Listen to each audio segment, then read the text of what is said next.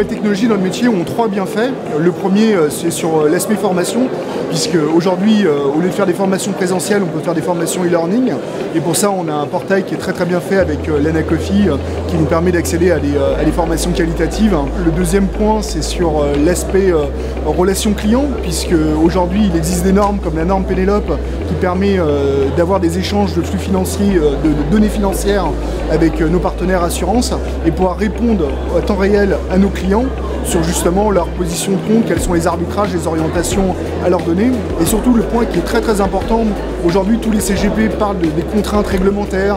Aujourd'hui, l'informatique et les nouvelles technologies vont nous aider à mettre en conformité nos cabinets, à répondre aux contraintes réglementaires et du coup être beaucoup plus efficients pour nos clients et du coup répondre encore mieux à nos clients. Technologie et nouveaux modèles, c'est un défi pour toutes les entreprises dans tous les métiers. C'est encore plus un défi chez nous puisqu'on n'arrête pas de parler des fintech et on a un vrai problème de définition autour des fintech. Donc on s'est saisi de ça. À l'Anacofi, il existe une commission qui suit ça à l'année. Donc on a soutenu des études extérieures, dont une sur le crowd et ce que ça pouvait apporter. Mais on a aussi en production actuellement une grande étude globale dans les 4 univers dans lesquels nos métiers existent. Et en allant creuser de l'idée technologique à l'outil technologique qui existe jusqu'au modèle que ça impose ou peut-être que ça propose aux entreprises de nos métiers. Donc on est en plein cœur de ces travaux qui ont commencé, on le fait avec des organisations externes. C'est un vrai sujet. Ce que l'on voit, c'est que contrairement à ce que beaucoup disent, nous avons un premier constat, il y a en fait très peu d'entreprises fintech pures. Fintech, c'est essentiellement un outil. Il n'y a pas encore de révolution des modèles. Ça pourrait venir. La question, c'est quand et comment. On va essayer de creuser ça cette année. Je suis co-auteur d'une étude approfondie sur le crowdfunding immobilier, étude qui a été soutenue bien évidemment par l'Anacofi puisqu'elle s'intéresse très largement à l'ensemble des fintech. Ce qu'on peut retenir sur le crowdfunding en général, c'est que c'est un outil extrêmement intéressant et complémentaire de nos outils qui existent déjà, qui nous aident dans l'accompagnement à la fois de nos investisseurs qui recherchent des produits d'épargne et dans l'accompagnement de nos chefs d'entreprise qui recherchent des financements.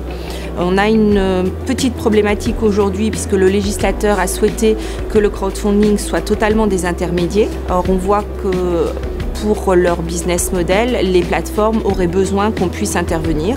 Donc concrètement, aujourd'hui, le CGP peut conseiller du crowdfunding et se faire rémunérer par son client, que celui-ci soit chef d'entreprise en recherche de financement ou investisseur en recherche de placement. En revanche, pour l'instant, il n'est pas préconisé de se faire rémunérer par la plateforme.